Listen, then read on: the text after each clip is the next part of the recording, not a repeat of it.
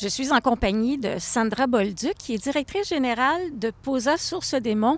Bonjour Sandra. Sandra, aujourd'hui c'est une journée importante, c'est l'inauguration du pavillon qui porte votre nom.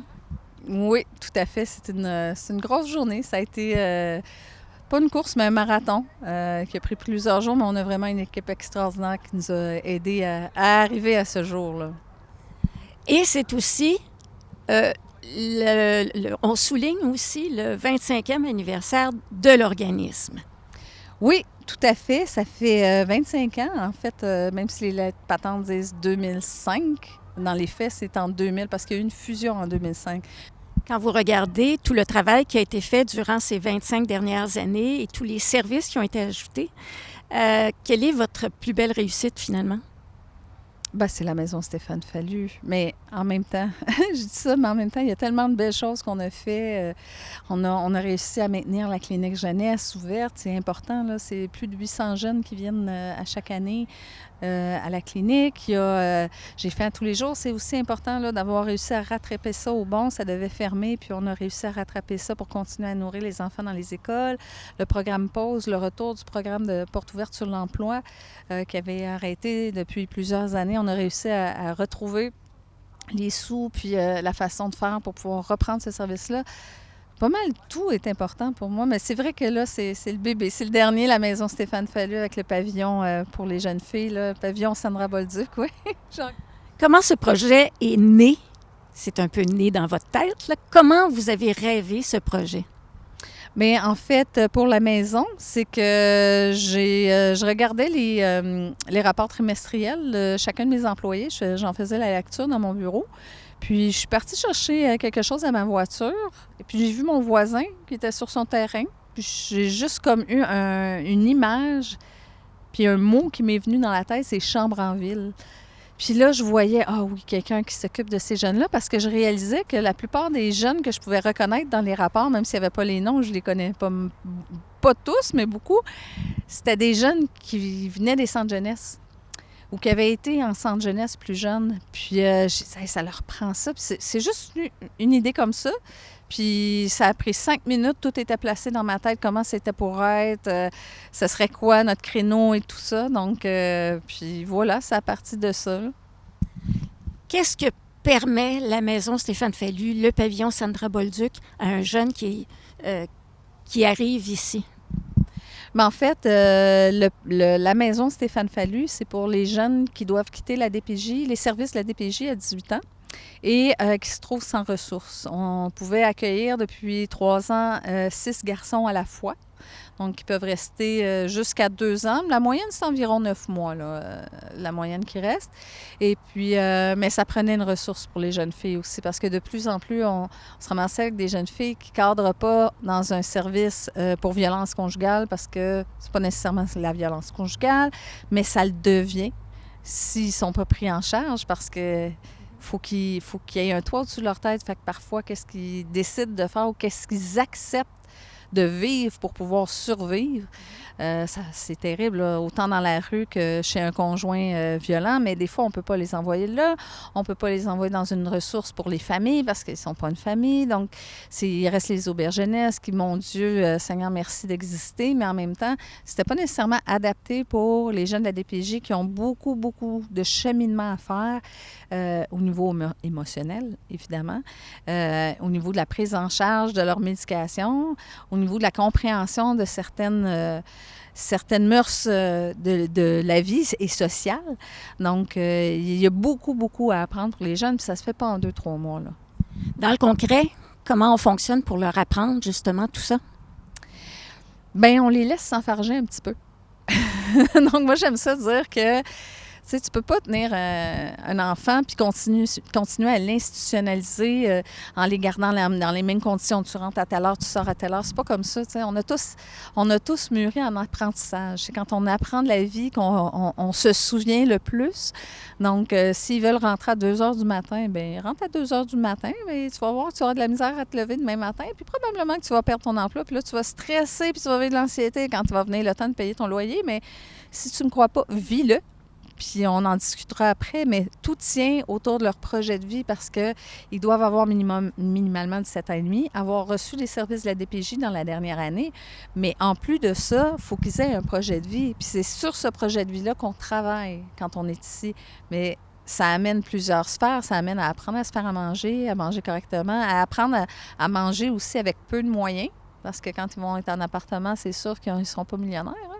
Donc, apprendre à se nourrir avec peu de moyens, apprendre à vivre avec les autres sans qu'il y ait un gardien de sécurité entre les deux pour vous dire comment vous parlez. Donc, c'est vraiment un apprentissage de la vie qu'ils viennent faire ici, mais avec un filet de sécurité, puis surtout beaucoup d'amour, puis d'attention, puis de bienveillance. Ils sont entourés évidemment d'intervenants de Posa sur ce démon. Ils sont entourés aussi de bénévoles, ceux qui leur apprennent à faire à manger, entre autres. Oui, effectivement. Pour ce qui est des bénévoles, il n'y a aucun intervenant. Bénévoles et les intervenants, ce sont des intervenants payés par Posa sur Zémon, là, par notre organisme. Mais il y a beaucoup de bénévoles. J'ai Marc qui vient faire à manger. J'ai Jean-Félix qui vient des fois aider un peu à l'entretien, les réparations, les choses comme ça. J'en ai d'autres aussi qui offrent du bénévolat parfois, mais c'est sûr que c'est pas n'importe qui peut être bénévole parce qu'on fait un rattrapage d'empêchement judiciaire. Pas d'antécédents. Moi, s'il y a eu une petite altercation il y a plusieurs années, ça ne change rien, là, mais est-ce qu'il y a des empêchements? On fait le tri quand même là, pour s'assurer que la personne est sécuritaire. Et puis, il faut que le bénévole me dise qu'est-ce qu'il est prêt à faire aussi. Parce que juste dire, je veux être bénévole, OK, mais tu veux faire quoi? C'est quoi tes aptitudes? Donc, si la personne dit, j'ai un beau passé, j'aimerais ça le remettre, non, je suis désolée, mais l'intervention reste avec les intervenants. Dans le projet de la maison Stéphane Fallu et du nouveau pavillon, il y a évidemment toute une communauté qui s'est mobilisée. Parlez-nous de ça. C'est incroyable, la communauté. Puis là, je parle pas juste de Chambly, là, parce que nous, on dessert les jeunes de partout au Québec, là, peu importe d'où ils viennent. Au Québec, ils sont desservis s'ils ont les 3 critères. Là. Mais que ce soit l'entrepreneur qui a construit ici, qui appelait chacun de ses sous-traitants pour demander tu peux-tu faire un petit spécial, peux-tu faire un rabais, peux-tu t'assurer que c'est fait. Il s'est donné corps et âme, Maxime. Puis, mais que ce soit le notaire, que ce soit l'évaluateur qui a fait ça gracieusement, que ce soit les gens. On a fait un week-end, un appel à l'aide pour faire le grand ménage de la maison après construction. Il y avait plein de monde. On ne savait même plus où les mettre, tellement qu'il y a du monde qui sont venus donner un coup de main pour rendre ça beau et propre, là, pour qu'on puisse commencer à monter les meubles et installer tout ça. C'est vraiment toute une communauté. Puis aujourd'hui, à l'inauguration, il y avait plus d'une centaine de personnes qui étaient présentes. Puis c'est le partenaire proche, là, même pas éloigné. Donc, c'est vraiment un beau geste communautaire qui peut se répéter un peu partout au Québec. Est-ce que Sandra Bolduc a encore des rêves? Tellement! J'aimerais ça, des petits appartements de transition. Une fois qu'ils sortent de la maison Fallu, ça pourrait les aider, mais j'aimerais ça pouvoir accompagner d'autres organismes un peu partout au Québec à ouvrir leur propre maison Stéphane Fallu, sans nécessairement porter le même nom, mais qui serait dédié vraiment pour les ex-placés, là. Donc, ça, je rêve de pouvoir faire ça puis aider à ces jeunes-là, là, puis à ces gens-là. Il y a présentement un projet, justement, qui commence à se faire, je pense, sur la Rive-Nord. Est-ce qu'on peut en parler un peu? Bien, c'est un ébauche. En fait, il y a peut-être quelque chose qui va se faire sur la Côte-Nord pour la communauté Innu là-bas. Donc, nous, on est allés les rencontrer. Ils sont venus aujourd'hui visiter les installations.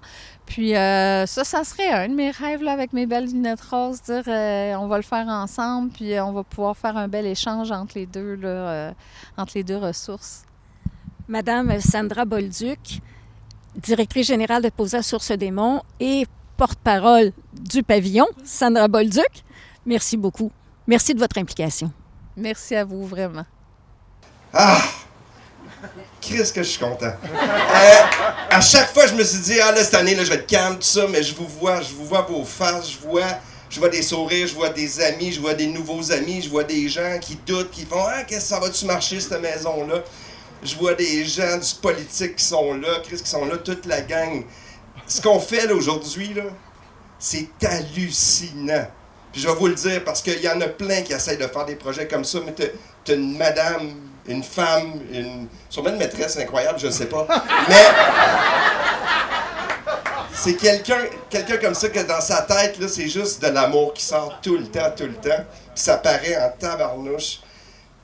Je le sais que ce qu'on fait, là, on le fait pas pour nous autres, on le fait pour les kids, on le fait pour des jeunes. Parce que moi, je fais le tour du Québec, puis il y a des jeunes qui font « Hey, je pourrais-tu en avoir une maison, Fallu?